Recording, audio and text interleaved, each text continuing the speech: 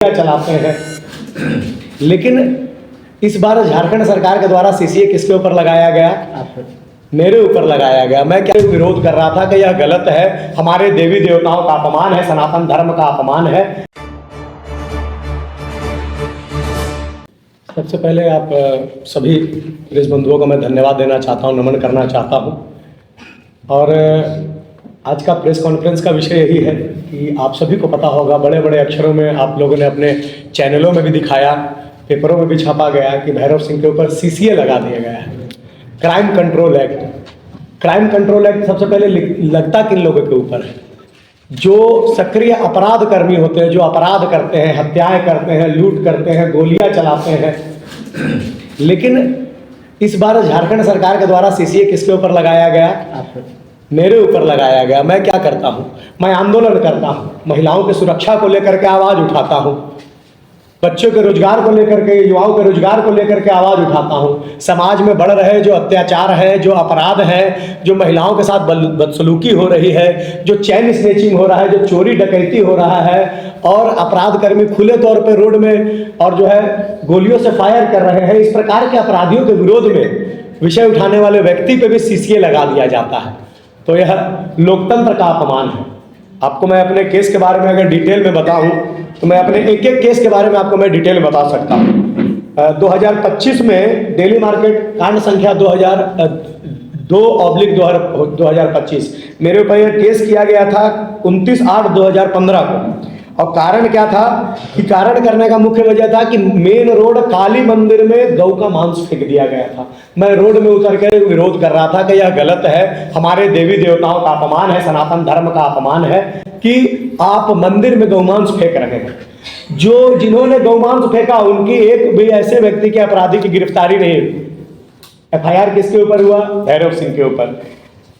808/15 same एक ही दिन एक ही घटना को लेकर 2 थाना में केस हुआ। 2/15 दिल्ली मार्केट में और 808/15 कोतवाली थाना में, वही गौमांस फेंकने का विरोध करने के ऊपर। 9/2017 में इसका सारांश है, महावीर जयंती के अवसर पर बजरंग दल और विश्व हिंदू परिषद और अन्य हिंदू संगठनों के द्वारा एक बाइक रैली निकाली गई थी, जिसमें गाजा बाजा लगा करके, जय श्री राम का नारा लगा करके और लोग रोड से जा रहे थे। छत्ता मस्जिद के पास उनको रोक लिया जाता है, एकरा मस्जिद के पास, और वहां पर लाठी डंडों से उन्हें मारा जाता है, उन्हें जख्मी कर दिया जाता है। और उन लोगों के समर्थन में मैं जब हॉस्पिटल उन लोगों से मिलने जाता हूं और इसका पुरजोर विरोध करता हूं कि क्या भारत में रह करके हिंदुओं को महावीर जयंती के उपलक्ष्य में भी जय श्री राम का नारा लगाने का अधिकार नहीं है क्या? तो जिन लोगों के द्वारा विश्व हिंदू परिषद और बजरंग दल के कार्यकर्ताओं को जख्मी किया जाता है, उनका अरेस्टिंग एक भी नहीं होता है। एफआईआर किसके ऊपर हो जाता है? भैरव सिंह के ऊपर। 43/2018 ये भी सेम केस है। आंदोलन करने गए लोगों के ऊपर जो है लाठी डंडे बरसा दिए गए थे, असामाजिक तत्व तथा कथित। और मैं केवल ये बोलूंगा कि बरसाने वाले सनातनी नहीं थे। ऐसे कई एफआईआर मेरे ऊपर किए गए हैं। कोई भी एफआईआर डायरेक्ट मेरे ऊपर नहीं है। एफआईआर का मूल कारण है कि मैं जा करके किसी विषय को लेकर के विरोध करने जब रोड में उतरा हूं, मैंने आंदोलन किया है, लोकतंत्र का सम्मान करते हुए, कानून के सभी नियमों का पालन करते हुए अपना आवाज उठाया और मेरे ऊपर एफआईआर कर दिया गया। और यही सब एफआईआरों की सूची बना करके हाईकोर्ट में दाखिल किया जाता है और मेरे ऊपर सीसीए लगा दिया जाता है। और आज के दिन में आप सभी को पता होगा पेपर के माध्यम से कि मेरे ऊपर सीसीए को रिवोक कर लिया गया है। हाई कोर्ट के निर्देश देने के बाद दंडाधिकारी महोदय जी के द्वारा मेरा सीसीए को रिवोक कर लिया गया, वापस ले लिया गया। अब मैं यह प्रश्न पूछना चाहता हूं आप सभी चैनलों के माध्यम से, आपके सभी दर्शकों से और वर्तमान सरकार से, कि मैंने जो इतने दिन 6 महीने जो मैंने जेल में बिताए बिना कोई अपराध किए, बिना कोई गुनाह किए, क्योंकि एक भी अपराध अभी तक मेरे ऊपर साबित नहीं हो सका है। लगभग मेरे ऊपर जितने भी केस हैं सभी में लगभग केसों में मैं बरी हो चुका हूं। और जो कुछ चुनिंदा केस बचे हुए हैं, जिसमें से ज्यादातर केसों में मेरे ऊपर जो आरोप लगाए गए हैं, सरकारी काम में बाधा, सरकारी संपत्ति को नुकसान, उन्माद फैलाना, सांप्रदायिक भाषण देना, ये भी आने वाले समय में भी सिद्ध नहीं हो पाएगा।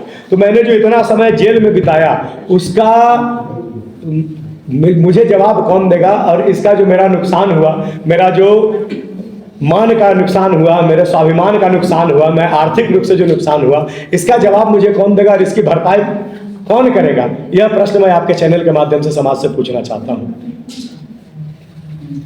क्यों इतना सारा एफआईआर आपको ही टारगेट करके किया जा रहा है? झारखंड की वर्तमान स्थिति आप जान रहे हैं, जो सनातन धर्म के विषय में, महिला की सुरक्षा के विषय में, मैं महिला बोल रहा हूँ, चाहे वह किसी भी धर्म में जन्मी हुई महिला हो, सनातन धर्म की संस्कृति और संस्कार के अनुसार मैं उनको अपनी माता और बहन मानता हूँ। तो महिलाओं के सशक्तिकरण को लेकर के, महिलाओं पे हो रहे अत्याचार, महिलाओं के साथ हो रहे लव जिहाद, महिलाओं के साथ हो रही प्रताड़ना के विरोध में अगर मैं विषय उठाता हूँ, सनातन धर्म का हो करके जय सरना, जय सनातन, भारत माता की जय और जय झारखंड का नारा लगाने के बाद भी मेरे ऊपर अगर एफआईआर होता है, तो इसका प्रश्न आपको एफआईआर करने वालों से पूछना चाहिए, मुझसे नहीं।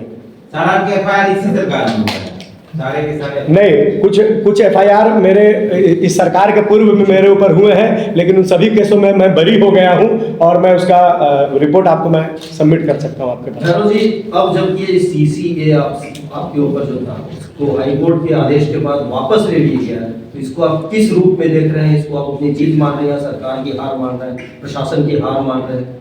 मैं इसको सत्य की जीत मान रहा हूं, मैं क्रांतिकारियों की जीत मान रहा हूं। मैं आने वाले समय में फिर इस प्रकार का और घृणित कार्रवाई सरकार किसी क्रांतिकारी के ऊपर, किसी समाजसेवी के ऊपर ना करे, उन लोगों की मैं जीत मान रहा हूं। और मैं आपको एक बार फिर से बता देता हूं, जहां तक मुझे सूचना मिली है कि झारखंड बनने के बाद मैं पहला व्यक्ति हूं जिसके ऊपर सीसीए लगा करके उसका सीसीए को रिवोक किया गया है, और हाईकोर्ट के आदेश के बाद जो है सरकार मजबूर हो गई है सीसीए को रिवोक करने के लिए। मैं वो पहला व्यक्ति हूँ। क्या लगता है कि आप बता, तो क्यों आपको टारगेट किया? आप ठीक आप बोल रहे हैं कि आप उनसे पूछिए, लेकिन आपको क्या लगता है? देखिए, झारखंड में वर्तमान झारखंड की डेमोग्राफी कैसे चेंज हो रही है आप समझ सकते हैं। चाहे वह संथाल परगना की बात हो, चाहे वह छोटा नागपुर की बात, पूरे छोटा नागपुर कलेक्टिव की बात हो, चाहे वह रांची के अन्य ग्रामीण क्षेत्रों की बात हो, चाहे वह गोड्डा, पाकुड़, दुमका, देवघर, हजारीबाग जैसे क्षेत्रों की बात हो, जहां पर बांग्लादेशी रोहिंग्या भारी संख्या में और अवैध तरीके से घुस रहे हैं। और मैं जा करके कार्यक्रम में हजारों लोगों के बीच में यह विषय उठाता हूं कि ऐसे बांग्लादेशी और रोहिंग्या यहाँ पर आ करके, यहाँ के जो स्थानीय लोग हैं, हमारे जो स्थानीय झारखंडी लोग हैं, जो गरीब लोग हैं, जो दहाड़ी मजदूरी का काम करते हैं, 300-400 रुपये में दिन भर अपना खून पसीना बहा करके और बहुत मुश्किल से अपना पेट भरते हैं, ऐसे लोगों का रोजगार छीनने का काम वो लोग कर रहे हैं। तो बांग्लादेशी और रोहिंग्या लोग आकर के कर रहे हैं। जो 300 रुपये में दिहाड़ी इन लोगों को मिलता है, झारखंडी मजदूरों को वो 200 रुपया, 150 रुपया में उनका काम करके उनका रोजगार छीन ले रहे हैं। ऐसे लोगों को विरोध करते हुए मैं बोलता हूँ कि झारखंड में अगर काम करना है तो उसमें पहला अधिकार हमारे लोगों का होना चाहिए। कोई बाहरी आकर के, कोई विदेश से आकर के अगर हमारा रोजगार छीने तो उसको सरकार और प्रशासन को ऐसा कार्रवाई करना चाहिए कि उनको लाठी डंडे मार करके हमारे देश से, हमारे राज्य से बाहर खदेड़ना चाहिए। तो उनको तो खदेड़ा नहीं जाता, मेरे ऊपर एफआईआर हो जाता है, तो इसमें मेरी क्या गलती है? मैं तो स्थानीयता का विषय उठाता हूँ। मतलब केस से डरेंगे नहीं आप? देखिए, मैं अगर डरता तो मैं 3 बार जेल नहीं गया होता, और तीनों बार माता भगवती के आशीर्वाद से, माँ भारती सरना माता के आशीर्वाद से मैं निर्दोष होकर के बाहर निकला हूँ। तो ये आप समझना चाहिए आप लोगों को, यह कानून की, केवल कानून की नहीं, यह सत्य का जीत है, यह समस्त क्रांतिकारियों का जीत है, समस्त देशभक्तों का जीत है, समस्त सनातनियों का जीत है। आपको शासन फंसाने की जो आप बात कर रहे हैं, वो सरकार कर रही है या राज्य जिला प्रशासन कर रही है, या कोई ऐसे अधिकारी हैं जो आपको टारगेट कर रहे हैं, इनको डिस्टर्ब कर रहे हैं, क्या लगता है? देखिए, यह बात, आपका प्रश्न बहुत सही है। मैं भी इस प्रश्न का उत्तर ढूंढने का प्रयास कर रहा हूँ कि मुझे प्रशासन के द्वारा फंसाया जा रहा है, कि मुझे सरकार के द्वारा फंसाया जा रहा है, कि कुछ उच्च अधिकारियों के द्वारा फंसाया जा रहा है। लेकिन मैं एक जवाब जरूर दूंगा कि जो मुझे और मेरे जैसे अन्य सामाजिक लोगों को, अन्य ऐसे लोगों को जो समाज में हो रहे अत्याचारों का विरोध करते हैं, उन लोग जो फंसाने के प्रयास कर रहे हैं, वह निश्चित ही देशद्रोही हैं, वह निश्चित ही सनातन धर्म, सरना धर्म के विरोधी हैं। गौरव जी, 6 महीना के बाद आप बाहर निकले, अगला आपका कार्यक्रम क्या है?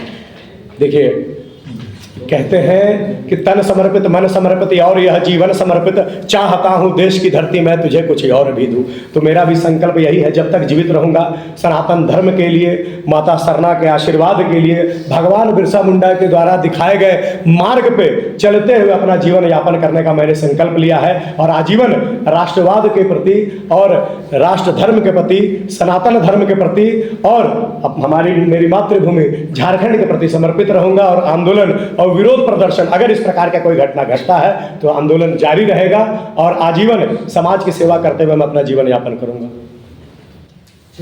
कई लोग ऐसे होते हैं कि सरना और सनातन को मतलब अलग करने का प्रयास करते हैं, उनके लिए आप क्या कहना चाहेंगे? 30 साल पहले यह प्रश्न उठा था आज से, जो आप आज प्रश्न पूछ रहे हैं। मैं इतना जानता हूं कि प्रकृति पूजन का जो तरीका हम लोगों के पूर्वजों ने हम लोगों को सिखाया, वही हम लोग आज तक जीवन इसी प्रकार से जी रहे हैं, प्रकृति का पूजा करके, माँ भारती का पूजा करके, माँ सरना का पूजा करते हुए। तो जो प्रकृति पूजक है वह सभी हम सभी कोई आदिवासी हैं, क्योंकि अनादिकाल से हम लोग केवल और केवल प्रकृति की ही पूजा कर रहे हैं, भगवान सूर्य की, धरती माता की, पेड़ पौधों की। तो हम सभी एक हैं, हमें तोड़ने का प्रयास ना किया जाए। एक वर्ड आपने अभी उठाया आदिवासी का।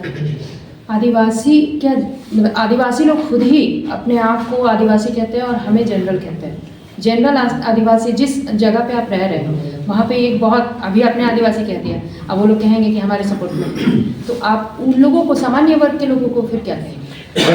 पहले जनरल, एसटी, एससी, ओबीसी ये सब को आप दरकिनार रख करके, ये समाज में बनाए, समाज के द्वारा बनाए गए नियम हैं। ये कोई हमारे अनादिकाल से नहीं आ रहे हैं। भगवत गीता में भगवान कृष्ण कहते हैं चातुर्वर्ण मया सृष्टम गुण कर्म विभाग से। 4 वर्ण हैं, जाति नहीं, 4 वर्ण हैं और चारों वर्ण गुण और कर्म के हिसाब से विभाजित होते हैं। अगर कोई जूता सीने वाला व्यक्ति है और उनको अगर आप शूद्र बोलते हैं और उनका बेटा अगर सेना में भर्ती होकर के देश की रक्षा के लिए खड़ा हो जाता है बॉर्डर पे, तो वह क्षत्रिय है। विद्या अध्ययन का अधिकार सभी को है। किसी भी कुल में, किसी भी तथाकथित जाति जो आपके द्वारा कहा जाता है, जन्मा हुआ व्यक्ति अगर वेद पुराण का अध्ययन करके और पूजा कराने लग जाता है तो वह ब्राह्मण है। जो अनादिकाल से सृष्टि में रह रहे हैं, आदिकाल से, जो बहुत पहले से रह रहे हैं, वो सभी आदिवासी हैं। तो हम लोग कोई ऐसा तो नहीं कि समाज के कुछ लोगों को और कुछ जातियों को इंटरनेट से और कंप्यूटर के माध्यम से डाउनलोड कर लिया गया हो।